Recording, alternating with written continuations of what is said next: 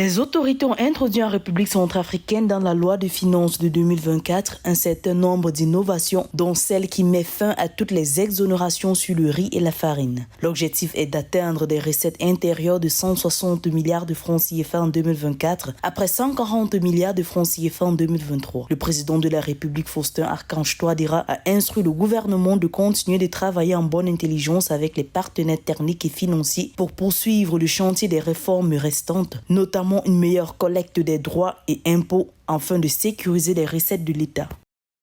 La décision du gouvernement centrafricain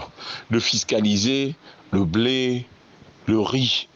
et la farine, qui jadis ne l'était pas pendant les exercices budgétaires qui ont précédé l'actuel, c'est-à-dire l'exercice budgétaire 2024, aura pour principale conséquence l'augmentation des recettes, parce qu'en fait, ces produits entraient en République centrafricaine en franchise de droits de douane. Donc actuellement, ils espèrent obtenir au moins 20 milliards de recettes en termes de fiscalité de porte. Parce qu'en fait, comme c'est les importations, le principal poste qui est souvent assez grand pour l'État, c'est la fiscalité de porte, c'est-à-dire pour franchir le cordon douanier et entrer à l'intérieur du pays. Selon le gouvernement centrafricain, les gains fiscaux douaniers potentiels à réaliser par l'État conformément à la levée des exonérations sur un produit comme le riz sont donc importants, même si les revers, notamment pour les consommateurs finaux, sera une hausse plus prononcée du kilogramme de cette céréale qui coûte déjà entre 1500 francs CFA et 2000 francs CFA après avoir connu une hausse de plus de 40% depuis 2022. La diminution du pouvoir d'achat des populations à la base.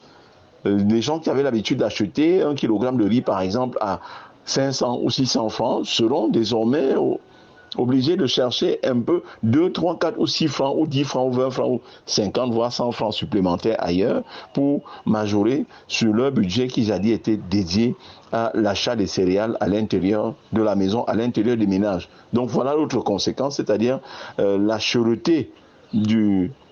coût de la vie et par voie de conséquence la diminution du pouvoir d'achat des populations aussi, parce qu'en fait leur demander d'acheter ce qu'ils achetaient hier à 100 francs, leur demander de le faire à 110 ou 120 francs, c'est une façon de diminuer leur pouvoir d'achat. Donc cherté de la vie. L'un des leviers à auctionner pour plus d'efficacité, conformément aux recommandations formulées par les Fonds monétaires internationaux en octobre 2023, était la rationalisation des exonérations fiscales et le renforcement de la collecte de la TVA des recettes douanières que le gouvernement considère également comme tremplin pour atteindre l'objectif ambitieux fixé en matière de recettes.